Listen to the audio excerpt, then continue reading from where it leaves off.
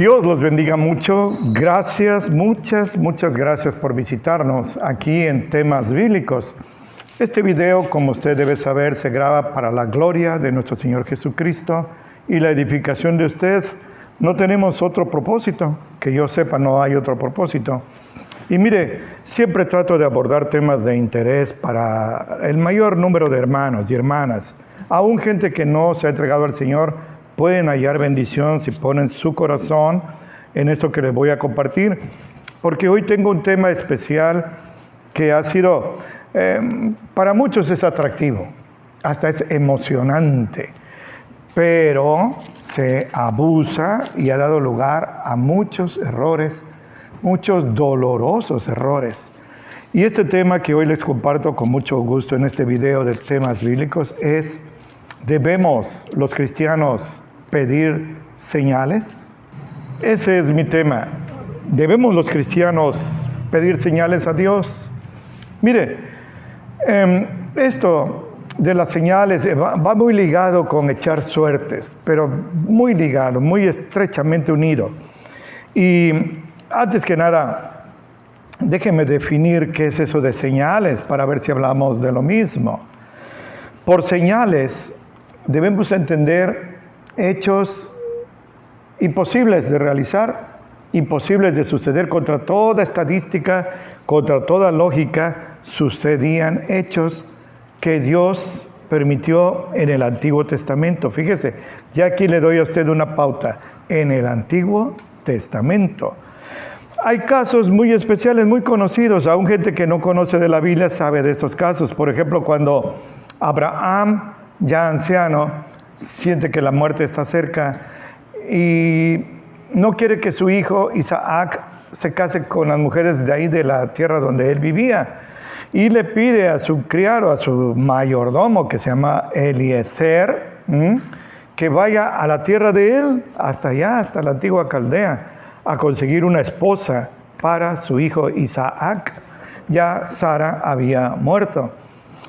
Imagínese usted qué encomienda, que el jefe de una empresa muy grande le diga a uno de sus empleados: ¿sabes qué? Quiero que vayas a mi ciudad, yo soy de tal lugar, y que ahí consigas una esposa para mi hijo. Ese es un paquete muy grande, muy delicado. Quizá, yo creo que Eliezer, cuando le dijo esto a Abraham, dijo: ¿y qué tal si voy y la muchacha que yo encuentre no quiere venir? ¿O qué tal si quiere venir, pero no le gusta a mi amo? Era algo muy delicado. Y aunque él, Eliezer, no lo entendía bien, la verdad es que aquí estaba en riesgo el futuro de la humanidad, porque de esta unión matrimonial debía nacer el Mesías, miles de años después. ¿Qué le parece? Usted y yo estamos íntimamente afectados por esta encomienda. Pues allá va el hombre, y él hace una oración en el capítulo 24 de Génesis, del 10 al 20, le comparto porque esto es precioso, pero también es portentoso. Así está escrito: el criado, Eliezer, tomó 10 camellos de los camellos de su amo y se fue, pues tenía a su disposición todos los bienes de su señor. Era mayordomo, era muy importante. Es más, si Isaac no se casaba y muriera, él iba a heredar. Fíjese, Eliezer era un damasceno, había nacido en Damasco. Y puesto en camino, llegó a Mesopotamia, a la ciudad de Nacor, de ahí era Abraham, e hizo arrodillar los camellos fuera de la ciudad, junto a un pozo de agua, a la hora de la tarde, la hora en que salen las jóvenes por agua, cuando ya había bajado el sol. Y dijo, esta es su plegaria, escuche con su corazón, no con sus tímpanos: Jehová, Dios de mi señor Abraham, concédeme, te ruego, el tener hoy un buen encuentro. Haz misericordia con mi señor Abraham. He aquí, yo estoy junto a la fuente de agua, y las hijas de los varones de esta ciudad salen por agua. Concede pues que la joven a quien yo diga, esta es la señal, escúcheme, La joven a quien yo le diga, baja tu cántaro, te lo ruego, para que yo beba. Y ella responde, bebe, pero también daré de beber a tus camellos. Que esta sea la que tú has destinado para tu siervo Isaac. Y en esto me voy a dar cuenta que habrás hecho misericordia con mi Señor. Bueno, no conocemos mucho de esto, pero los camellos sí que son sedientos. La petición era imposible. Pudiera ser que las jovencitas con mucho temor hablaran con un desconocido, sí, pero que le dieran de beber, bueno, más o menos normal por la cortesía oriental, pero a los camellos es que eran muy sedientos. Pero mire cómo el Señor se manifiesta, versículo 15, así está escrito.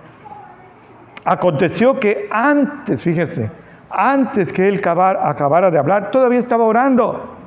He aquí Rebeca, que había nacido a Betuel, hijo de Milca, mujer de Nacor, hermano de Abraham, salía con su cántaro sobre su hombro. Ya venía ahí.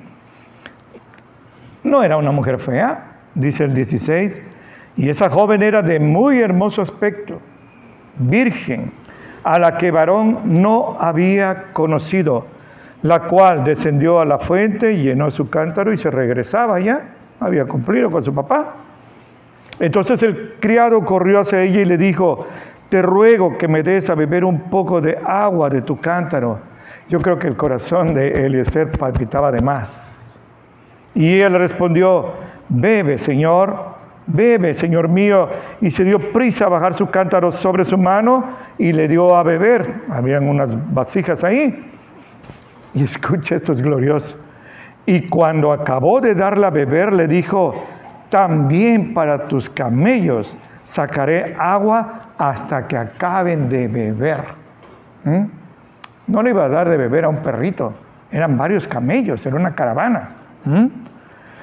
Y se dio prisa y vació su cántaro en la pileta y corrió otra vez al pozo para sacar agua. Corrió y sacó para todos los camellos. Gloria a Dios. Esto era absolutamente improbable. Si hablara yo a la ligera diría una en 100,000 o una en 1,000,000. Pues Dios lo hizo realidad, porque en esa época Dios contestaba por medio de señales, también de suertes. Un poco adelante, en el libro de los Jueces, encontramos a Gedeón. Este es otro caso portentoso. Cuando yo lo leí por primera vez, lo escuché por primera vez, quedé maravillado. Habían unas naciones rivales de Israel, los marianitas, que atacan a Israel. Y Dios, en esa época no habían reyes, ya los patriarcas habían terminado. Los profetas estaban todavía allí, pero había un lazo de unión que eran los jueces.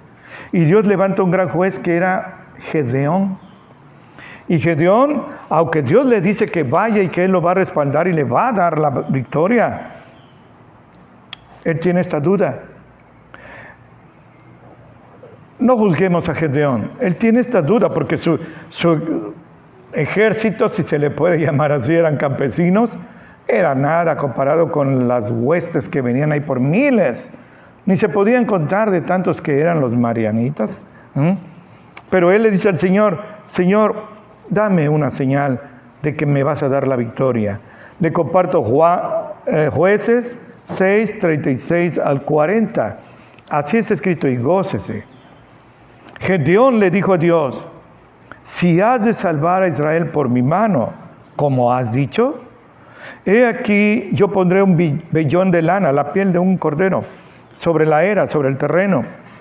Y si el rocío estuviera en el vellón solamente, quedando seca toda la otra tierra, entonces entenderé que has de salvar a Israel por mi mano, como le has dicho. En esa zona, el rocío es tan abundante que parece lluvia, fíjese.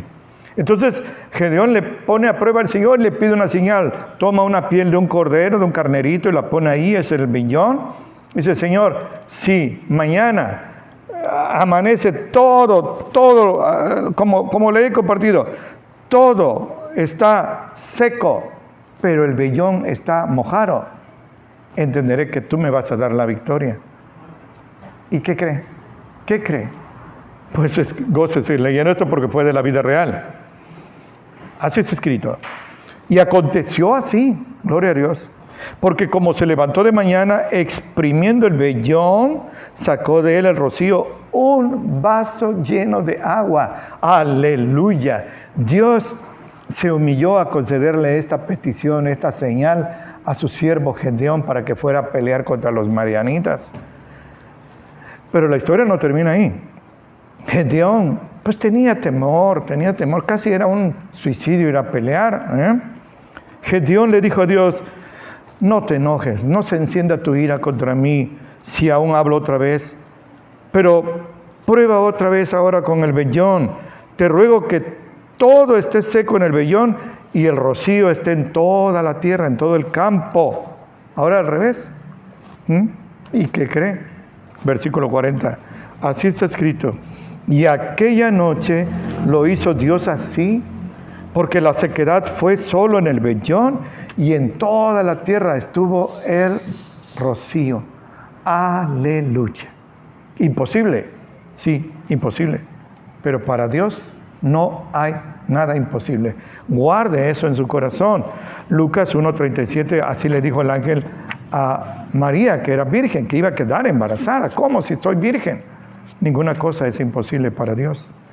En el 1 de Samuel encontramos a Jonatán, el príncipe, el hijo de Saúl, que va a pelear, está en guerra contra los filisteos. En el versículo 1 así está escrito.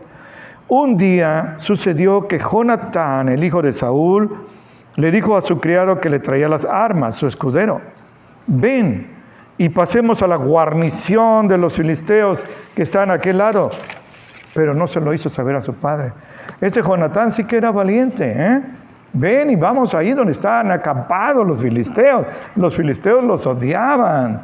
Y esto era mutuo, Pero fíjense, ya en el camino, y esto es precioso, le comparto. En 1 Samuel 1, ya se lo leí, versículos 4 al 13, así es escrito.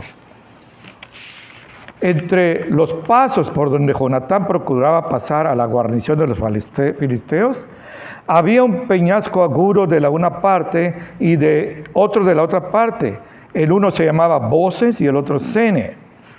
Le dijo pues Jonatán a su criado que le traía las armas: ven, pasemos a la guarnición de estos incircuncisos. Quizá hará Jehová por nosotros, que no es difícil a Jehová salvar con multitud o con poco número. Eso no era imprudencia, eso era fe y valor. Y su paje de armas, mira, a mí me enternece esta respuesta. Su paje de armas le respondió: haz todo lo que tienes en tu corazón, ve, porque yo estoy aquí a tu voluntad, a tu servicio. No se acobardó, no lo abandonó, no lo traicionó, estaba dispuesto a seguir el destino de su amo Jonatán. Y Jonatán dijo: aquí nosotros pasaremos a los hombres y nos mostraremos a ellos. Esto, escúcheme, si nos dijeran así: esperen ahí hasta que lleguemos a ustedes, iban a bajar. Entonces nos quedaremos en nuestro lugar y no subiremos a ellos. Pero si nos dijeran: suban a nosotros, entonces subiremos, porque Jehová los ha entregado en nuestras manos, y esto nos será por señal. Esa era la señal. Si ustedes oyen que esto gritan: espérense ahí, no suban, mejor vamos a oír porque nos van a matar. Pero si dicen: suban acá, quiere decir que el Señor ya nos los dio. En el 11, se mostraron pues ambos a la guarnición de los filisteos, y los filisteos dijeron: he aquí los hebreos que salen de las cavernas en que estaban escondidos. Y los hombres de la guarnición le respondieron a Jonatán y a su paje de armas y le dijeron: gloria a Dios, suban a nosotros y les haremos saber una cosa. Aquí les vamos a contar algo. Entonces Jonatán dijo a su paje de armas: sube tras de mí, que Jehová los ha entregado en la mano de Israel. Y subió Jonatán trepando con sus manos y sus pies, y tras él su paje de armas. Y los que caían delante de Jonatán, su paje de armas que iba tras él, los mataba. Mataron como a 20 filisteos, ellos dos solos, claro, solos con el respaldo divino. Y entonces ya eran mayoría. El tiempo, como siempre, me limita. Pero déjeme decirle algo. Este es otro caso muy conocido. En el segundo de Reyes, capítulo 20, quizá usted lo conozca. Había un rey justo, un rey que amaba a Dios, se llamaba Ezequías.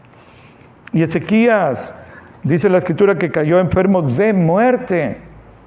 Y vino a él Isaías, el profeta, el hijo de Amós, y le dijo: Jehová dice así, ordena tu casa, como si le dijera, haz tu testamento, porque vas a morir, no vas a vivir, rey Ezequías. Este no era un profetucho de esos que ahora abundan, mentirosos. Este era un profeta de Dios, verdadero profeta de Dios. Entonces, Ezequías cree lo que le dice Isaías y dice que volvió su rostro a la pared, se entiende que estaba acostado por su enfermedad, y oró a Jehová y le dijo: te ruego, oh Jehová, te ruego que te acuerdes que he andado delante de ti en verdad e íntegro corazón. Acuérdate, yo he hecho las cosas que te agradan nada más, y esto también me toca mucho. Y lloró Ezequías con gran llanto. Imagínense, lloró Ezequías con gran llanto. Sabía que su pena de muerte ya estaba, su sentencia estaba dictada. Pero mire qué glorioso es esto. Versículo 4, así está escrito: antes, goces en esto, antes que Isaías saliera hasta la mitad del patio, ahí en el palacio, fue palabra de Jehová a Isaías y le dijo: regresa y dile a Ezequías, príncipe de mi pueblo, que así dice Jehová, el Dios de David tu padre: yo he oído tu oración, he visto tus lágrimas, Dios es compasivo. He aquí yo te sano. Al tercer día subirás a la casa de Jehová, al templo, y añadiré a tus días 15 años. Aleluya. Y te libraré a ti y a esta ciudad de mano del rey de Asiria, y ampararé esta ciudad por amor de mí y por amor de David, mi siervo. Aleluya. Dios dice así: he escuchado tu oración, he visto tus lágrimas y te sanaré. De aquí a 3 días estarás en el templo adorándome, y además te voy a añadir 15 años. Ya te había dicho minutos antes que te prepararas porque ibas a morir. Cuando esto es comunicado al rey, pues él se goza, claro, pero le viene una duda: ¿y cómo sabré que se va a cumplir lo que me dices, Isaías? La verdad, nunca debemos dudar de la palabra de Dios. Cuando Dios habla, Él cumple, porque no es hombre para que mienta, ni hijo de hombre para que se arrepienta. Números 23, 19, así está escrito. Entonces Él pide una señal. Dice: ¿qué señal hay? Le dice a Isaías, de que voy a sanar. Versículo 9, le respondió Isaías: esta señal tendrás de Jehová. Él hará esto que ha dicho: ¿avanzará la sombra 10 grados o retrocederá 10 grados? Mire, habían unas varas de cierta medida exacta, con líneas, y en una especie de piso de banqueta de losa, pintaban unas rayas, y cada raya era una hora. Si usted tiene esa vara así y el sol se va ocultando, lo normal es que la sombra se vaya alargando, y así dicen, son las 3, las 4, las 6. Pero no puede ser que se vaya ocultando y la sombra, en lugar de venir para acá, venga para acá. Eso es imposible, contra todas las leyes de la astronomía y de la astrofísica y de las que ustedes me quieran decir. Es contra toda razón. Ezequías le contesta: bueno, es fácil que la sombra decline 10 grados, pero que la sombra regrese 10 grados, eso es imposible. Entonces el profeta Isaías clamó a Jehová, e hizo regresar la sombra por los grados que había descendido en el reloj de Acaz 10 grados atrás. Aleluya. Creo que a esas alturas ya entendió usted 2 cosas: que Dios en esa época hablaba por señales, concedía señales, echaban suertes y concedía. Por ejemplo, por el Urim y el Tumim ellos consultaban a Dios, por el Efod también. Pero también debe usted entender que esto era el Antiguo Testamento. Ya aquí entro en terrenos doctrinales, y aquí la iglesia evangélica se divide, dolorosamente se divide. Hay un ramal enorme, anchísimo, donde van miles de congregaciones evangélicas. y un caminito, un senderito delgadito, donde vamos muy pocas, decenas, quizás centenas nada más de iglesias evangélicas. Porque mire, en el Nuevo Testamento, y no pierda usted de vista esto, porque la iglesia nació en el Nuevo Testamento. No la busque en el Antiguo. El Antiguo era para Israel y era la ley. Pero en el Nuevo Testamento no hallamos que la iglesia pida señales o eche suertes. El único caso que aparece, grábeselo bien, hermano, porque el tiempo me está premiando. El único caso que aparece en el Nuevo Testamento lo encontramos en Hechos 1, donde los 120 que estaban allí reunidos en el aposento alto esperando la promesa del Espíritu Santo, iban a nombrar al sucesor de Judas que se había suicidado. Entonces Pedro, con base en el Salmo, porque alguien dijo, es que Dios no pidió que se nombrara un sucesor de Judas. ¿De dónde lo sacó Pedro? Lo sacó del Salmo 109:8. Le comparto porque quizás alguien le diga a usted así, 109:8. Así es escrito.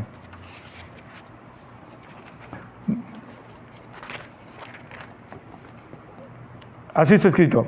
Que sean sus días pocos y que tome otro su oficio. ¿Cuál otro y cuál oficio? El de Judas, que se suicidó ahorcándose. Entonces, ese es el único caso. Usted tiene que ver esto muy detenidamente. Mire, le voy a decir, vamos a hacer un análisis con un microscopio. Aquí encontramos, dice el versículo 21, así está escrito, es Pedro el que habla. Conviene pues que de estos hombres que han estado juntos con nosotros todo el tiempo que el Señor Jesús entró y salió entre nosotros, comenzando desde el bautismo de Juan hasta el día que fue recibido arriba de entre nosotros, uno sea hecho testigo con nosotros de su resurrección. Lucas dice que eran más o menos 120 hermanos ahí orando. Ponga que la mitad fueran mujeres, bueno, nos quedan 60. Sí, pero de esos 60, no todos vieron a Jesús cuando lo bautizó Juan en el río Jordán, y no todos lo vieron resucitado. Entonces vean, la lista de 60 se reduce mucho. Vamos a pensar así arbitrariamente, eran unos 20, 25. Pues nada más quedaban 25 para ser electos como el sucesor de Judas y que volvieran a ser 12.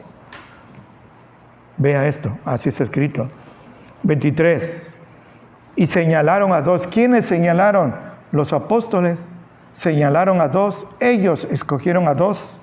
José, llamado Barsabas, que tenía por apodo Justo, y Matías. Y orando dijeron, Señor, tú que conoces los corazones de todos, muestra cuál escoges de estos dos, Matías o José, para que tome el oficio de este ministerio y apostolado, del cual cayó Judas por transgresión, para irse a su lugar de perdición en el infierno. Y les echaron suertes, ahí está. Y les echaron suertes y cayó la suerte sobre Matías y fue contado con los 11 apóstoles, otra vez 12. Sí, bueno, ahí dice, bueno, ahí está. La iglesia del Nuevo Testamento ya practicaba echar suertes y esto de las señales que le estoy hablando, pero vamos a verlo detenidamente. Mire, primero, los apóstoles hacen una elección. Ellos, esto es un error, ellos primero escogen a dos, desechan a varios hermanos y se quedan con dos, con Matías y José el Justo. Eso es un error. Y ya que los escogieron ellos, ahora sí le dicen, Señor, muéstranos cuál de estos escoges. Pues sí, ya los escogieron ellos. Uno de los dos, al echar suertes, tenía que ser elegido. Lo aplico a nuestro país. Si usted toma una moneda, Señor, ¿me ofrecen esta iglesia o esta iglesia? No sé cuál decidir, Señor, pero dame tú una señal. Voy a tirar la moneda. Si es águila, es esta iglesia. Si es sol, es esta iglesia. Si tira la moneda, él ya hizo su elección, una u otra iglesia. No espero que Dios le confirmara. Si tira la moneda no va a caer de canto, como decimos. Va a caer águila o sol. Pero eso de ninguna manera quiere decir que Dios así está demostrando su voluntad. Esto fue un error. El error fue haber escogido a ellos dos. Hubieran orado y esperado que el Señor decidiera. No, ellos decidieron. La suerte cayó en Matías, pero ¿sabe qué? Matías no vuelve a figurar en el Nuevo Testamento. Nada se menciona de él. ¿Y sabe por qué? Porque ya Dios había hecho su elección sin necesidad de echar suertes, sin necesidad de pedir señales. Le comparto en Gálatas capítulo 1, el apóstol Pablo, hablando de él mismo, en el 14, así está escrito, dice que él aprovechaba en el judaísmo sobre muchos de mis iguales en mi nación, siendo más celoso que todos de las tradiciones de mis padres. Y escúcheme con su corazón. Pero cuando agradó a Dios, que me apartó desde el vientre de mi madre, para que yo fuera llamado por su gracia, revelar a su Hijo en mí. Dios apartó, Dios escogió al apóstol Pablo, en ese momento Saulo de Tarso, desde el vientre de su madre, desde antes de que naciera. ¿Qué le parece, hermano? Mire, esto es un caso así de predestinación, muy contado, muy excepcional. En Jeremías capítulo 1, el profeta, el Señor lo llama a servirle, pero dice, Señor, yo soy un niño, no puedo hablar, ¿cómo voy a ser profeta delante de este pueblo? Y el Señor le dijo así, 1:5 de Jeremías, antes de que te formase, no que te formases, nuestro Creador es Dios, antes que te formase en el vientre, te conocí, y antes de que salieras de la matriz de tu madre, te santifiqué y te di por profeta a las naciones. Gloria a Dios. Se refería a Jeremías, no a estos que ahora andan ahí, guatemaltecos, argentinos, que son profetas a las naciones. Deséchelos. Aquí en temas bíblicos, en estos videos, hay varios ya grabados. Busque uno ahí en YouTube, se lo recomiendo de veras, que se llama Caos Doctrinal. Va a haber ahí mucha sólida doctrina. Este es un problema. Cuando ellos echan suertes para ver si eran Matías o José, Saulo ya había nacido, ya era adulto. Quizás estaba ahí entre la multitud que le grita a Pilato, crucifícalo. Pero en ese momento era fariseo, no era cristiano. Pero este hombre llegó a ser el más grande cristiano de todos los tiempos. No va a haber chance para otro. Ya Cristo viene por su iglesia en el arrebatamiento. No hay lugar para otro. Casi todo el Nuevo Testamento, más de la mitad escribió Pablo, fíjese, si no era escogido por Dios. Pero ahora le digo algo, a manera de excusa. Los hermanos cometieron un error. Es el único caso en el Nuevo Testamento en que se piden señales al Señor. Pero cometieron un error, sí, pero tienen una excusa. No tenían al Espíritu Santo. En Hechos 1 hacen la elección entre Matías y José. Pero el Espíritu Santo viene hasta Hechos 2, unos días después. Es comprensible que ellos hayan cometido ese error, porque de ahí en fuera, de ahí en más, como dicen los centroamericanos, no vuelve a aparecer en la Biblia, en el Nuevo Testamento, que la iglesia pida señales o eche suertes para tomar alguna decisión. Esto pertenece al Antiguo Testamento. Tenemos con esto, ya le digo algo, tenemos que rechazar decididamente, enérgicamente y sin ningún temor esta práctica de pedir suertes y echar señales. Señor, dame una señal de que esto o aquello. Mire, yo tengo 44 años de caminar con el Señor. Cuando yo me convertí, qué emocionante era ver esto. Y me decía, pide tú una señal al Señor de esto y de aquello. Le digo algo así brevemente. Y aquí está mi esposa, corro peligro. Pero yo pedí señal para una muchacha para ver si era mi novia y casarme. Y resultó que salió la señal. Doy gracias a Dios que no seguí esa señal. Ella ya no está en la iglesia, está en el mundo. Y por ahí andaría yo también dando tumbos rumbo al infierno. No pida usted señales a Dios. Dios en Hebreos 1, 1 y 2 dice que en otros tiempos habló por muchas maneras. Señales, visiones, profecías, revelaciones, sueños. Pero en el Nuevo Testamento, Hebreos 1, 1 y 2, en el Nuevo Testamento está toda la revelación de Dios. Todo lo que Él quería darnos, ya nos lo dio ahí. En Hechos 20, el día que Pablo se despide de los ancianos de Éfeso, de la iglesia de Éfeso. Eso es muy tierno porque están llorando en la playa, se arrodillan. Dice que él les dice, yo he estado sirviendo al Señor con toda humildad entre ustedes, casi 3 años, hermano, y con muchas lágrimas y tentaciones que me han venido por las acechanzas de los judíos. Y escúcheme, nada que les fuera útil he rechazado anunciarles y enseñarles públicamente y por las casas. A Pablo no se le olvidó decirles, ¿saben qué? Pidan señales cuando tengan alguna duda. No. Todo lo que Dios quería que la iglesia conociera, lo reveló Pablo. Un poquito más abajo, dice en el 20-27 de Hechos, y así está escrito, no he rechazado anunciarles todo, escúcheme, soy enfático, todo el consejo de Dios. Pablo se te olvidó decirnos que si podemos pedir señales. No, ¿por qué no lo dijo? Porque no era la voluntad de Dios esa. En la primera de Pedro,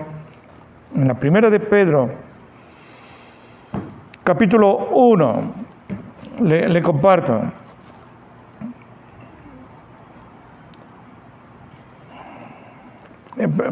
Permítame. Sí, es la segunda, discúlpenme. La segunda de Pedro, capítulo 1, así está escrito. Simón Pedro, siervo y apóstol de Jesucristo, a los que han alcanzado fe igualmente preciosa con nosotros en la justicia de nuestro Dios y Salvador Jesucristo.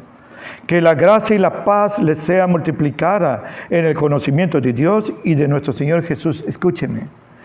Todas las cosas que pertenecen a la vida y a la piedad nos han sido concedidas por su divino poder. Todas las cosas.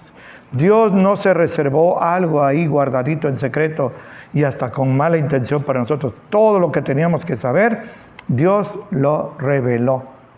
Si no reveló, si no dejó escrito que la iglesia debe pedir señales o debe echar suertes, es porque la iglesia no debe pedir señales ni debe echar suertes. Todo lo que Dios quiere. Hace poco me enteré de un hermano. Se enamoró de una muchacha inconversa. Se hicieron novios, pero le pidió una señal al Señor. Señor, ¿tú quieres que yo me haga novio de esta muchacha? No tenemos que pedir señales. Segunda de Corintios 6, 14 al 18 dice que no se unan en yugo desigual con los inconversos, porque ninguna relación tiene Satanás con Jesucristo, ni la luz con las tinieblas, ni la muerte con la vida. No tenemos que pedir señales, lo que tenemos que hacer es leer la Biblia. Esta es la gran falla de la iglesia evangélica por regla general. Hay excepciones, gracias a Dios, pero por regla general la iglesia no lee la Biblia y les es más cómodo así viendo la televisión, en un sillón, tomando su refresco negro, pedir una señal. Van a tener grandes desgracias. He sabido de matrimonios, 2 casos les cito. Un matrimonio que se formalizó pidiendo señal y en menos de 1 año se divorciaron. Fíjese, un divorcio voluntario, pero se divorciaron. Y un pastor que pidió una señal para dejar su iglesia, una iglesia que él era un buen pastor, la iglesia iba adelante, por otra iglesia que le pagaba más, era más numerosa, le daba mejores prestaciones, una ciudad más grande. La señal le salió positiva, se fue para allá. Hermanos, en menos de 2 años regresó porque aquella iglesia se fue mal, a mala doctrina, él le fue muy mal, pero ya la iglesia donde él estaba y quería regresar ya estaba ocupada por otro pastor muy digno, yo lo conozco, muy digno, muy humilde, pero muy estudioso de la palabra de Dios, que no andaba pidiendo señales. Muchos errores se han cometido aquí, hermanos. Yo pienso que con eso que les he comunicado, yo sé que están cansados, yo estoy muy cansado también y además estoy viejito, pero con mucho gusto, con un deleite muy grande les he compartido esto. Yo sé que ni caso me van a hacer, pero por uno que hiciera caso, no a mí, sino a lo que le he expresado, fundado en la palabra de Dios, habrá valido la pena estar aquí. Mucha gente se guía con esto, esa es la regla de ellos. Si algo funciona, es que es bueno. No. El hecho de que funcione no quiere decir que sea bueno. Tiene que ser estrictamente apegado a la palabra de Dios. Y hoy con creces le he compartido que Dios no estableció que su iglesia ni pida señales, ni eche suertes. Me despido por hoy con esta palabra de Santiago, nuestro hermano y hermano de Jesús. En su carta universal, capítulo 1, 5 al 7, así está escrito. Si alguno de ustedes tiene falta de sabiduría, no dice pida señal, no dice eche suerte, escúcheme lo que el Espíritu Santo dice. Pídasela a Dios, la sabiduría, y Él se la dará a todos abundantemente y no se aire, no lo va a burlar, no se va a burlar usted y le será concedida. Pero pida con fe, no dudando nada, porque el que dura es semejante a la ola del mar que es movida del viento y es echada de un lado para otro. No piense pues ese hombre que recibirá alguna cosa de parte del Señor.